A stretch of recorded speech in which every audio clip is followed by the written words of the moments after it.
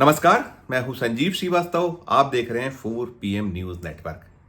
Bharatiya Janata party ने मध्य प्रदेश के 24 लोकसभा उम्मीदवारों का ऐलान कर दिया है। अब बारी कांग्रेस की है। मध्य प्रदेश में कुल 29 लोकसभा सीटें हैं और 29 लोकसभा सीटों में से भारतीय जनता पार्टी 2 दर्जन प्रत्याशियों का ऐलान कर चुकी है।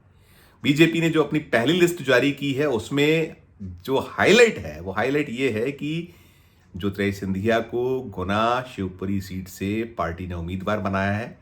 उनका नाम चल रहा था इस सीट के लिए और ग्वालियर से भी सिंधिया का नाम था, लेकिन पार्टी ने ग्वालियर की जगह सिंधिया को गुना शिवपुरी से मौका दिया। और गुना शिवपुरी वो सीट है जिसे 2019 के लोकसभा चुनाव में ज्योतिरादित्य सिंधिया ने कांग्रेस के प्रत्याशी रहते हुए उन्हीं के कैंप के एक ऐसे युवा साथी नेता डॉक्टर के पी सिंह यादव, जो चुनाव के ठीक पहले 2019 लोकसभा चुनाव के ठीक पहले भारतीय जनता पार्टी की गोद में जा बैठे थे और भारतीय जनता पार्टी ने उन्हें टिकट दिया था, उनके हाथों बुरी तरह पराजित हो गए थे। गुना शिवपुरी सीट सिंधिया घराने की सीटों में शुमार की जाती है। ये सीट लंबे वक्त से इस सीट पर सिंधिया का ही कब्जा रहा है, चाहे उनकी दादी विजया राजे सिंधिया हों, पिता माधवराव सिंधिया हों और खुद ज्योतिरादित्य सिंधिया ये जीतते रहे। और यदि ऐसा कोई अवसर आया कि वे नहीं लड़े तो उन्हीं के पसंद के उम्मीदवारों को वहां से उतारा गया और उन्हें जीत मिलती रही। 2019 में सिलसिला टूटा और टूटा ऐसा कि सिंधिया को जबरदस्त मुंह की खाना पड़ी और उस हार की तिलमलाहट वे आज भी भूले नहीं हैं। अब तो वे उसी भारतीय जनता पार्टी में हैं और उसी बीजेपी की टिकट पर उम्मीदवार गुना शिवपुरी से हैं जिसने 2019 में शिकस्त दी थी। तो अब प्रेक्षकों की निगाह कांग्रेस की टिकटों की पहली खेप पर है। मध्य प्रदेश में गुना हॉट सीट है।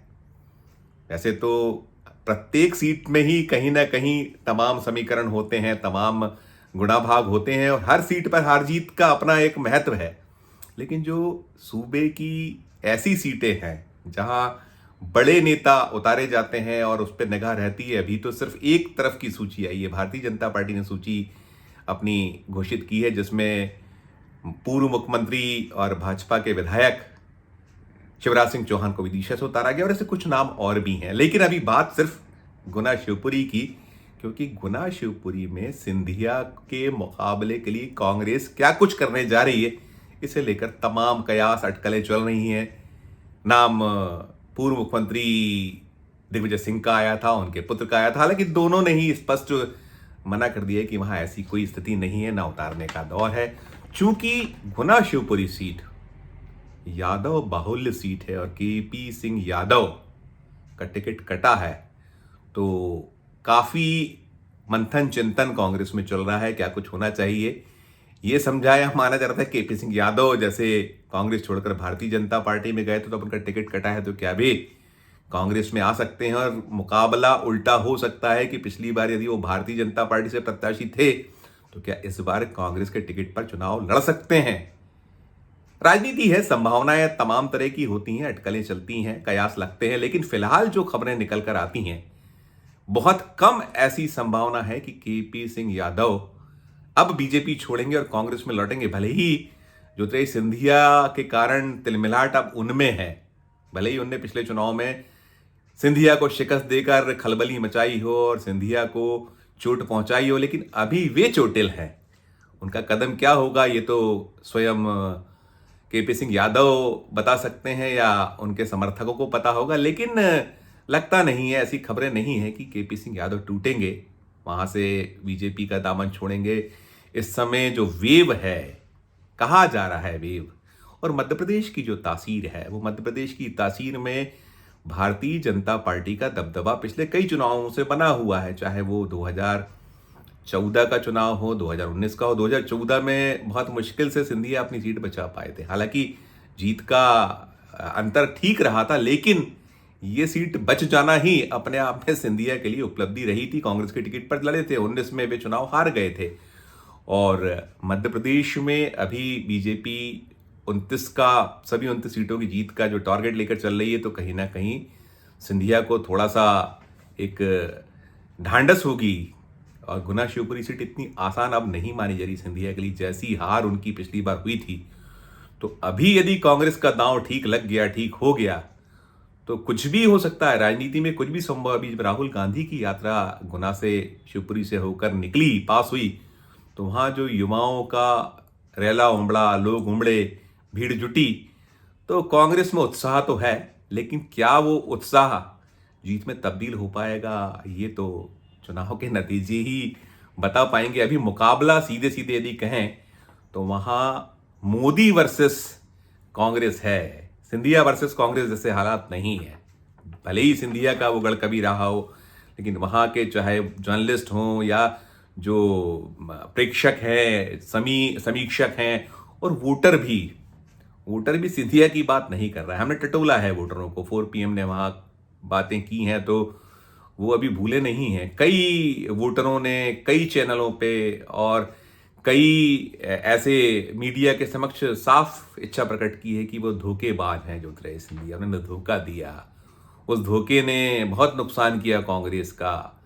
और आम जन ने भी कहीं ना कहीं खिन्नता जतलाई है कि महाराज ने ठीक नहीं किया था, बनी बनाई सरकार कर दी। तो ये सब जो कुछ है वो अपनी जगह है। क्या कुछ होगा क्या नहीं होगा, ये तो नतीजे ही बताएंगे, जैसा मैं कह रहा हूं। लेकिन अभी जो कांग्रेस की ओर से कोशिश हो रही है, वहां करीब 16 लाख वोटर हैं, और 16 लाख वोटरों में 3.5 लाख की संख्या यादव वोटरों की है। अकेले गुना में 1.5 लाख वोटर यादव हैं, और एक बड़ा आंकड़ा है। 70% के लगभग वोट डले थे पिछली बार। उसका जो वोट का प्रतिशत था 69.89% था, और KP सिंह यादव ने 6,14,000 से कुछ ज्यादा वोट पाकर 1,24,750 वोटों से सिंधिया को परास्त किया था, बड़ी जीत दर्ज की थी। अभी उनका टिकट कटा है। बीजेपी यादव कर रही है, ओबीसी कर रही है।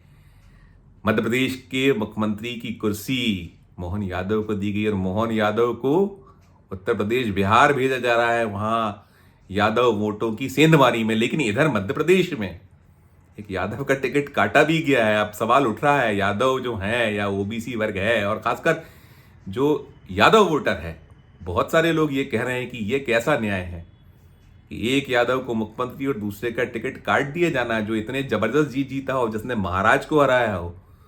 तो कठिनाई तो है, राह आसान नहीं है। बहुत सारे कोण हैं, बहुत सारे समीकरण हैं जो ज्योतिरादित्य सिंधिया का खेल खराब करने की स्थिति में फिर बने हुए हैं। और अब तो ये भी निकल कर आ रहा है कि कांग्रेस भले ही किसी भी उम्मीदवार पर दांव खेले। वैसे बता दूं 4 PM के दर्शकों की, वहां जो नाम चल रहे हैं उनमें वीरेंद्र सिंह रघुवंशी, जो विधायक रह चुके हैं और सिंधिया के सताए हुए चेहरों में और सिंधिया के सताए हुए लोगों में शुमार किए जाते हैं, वे गुना शिवपुरी से कांग्रेस के प्रत्याशी के तौर पर पहली पसंद है।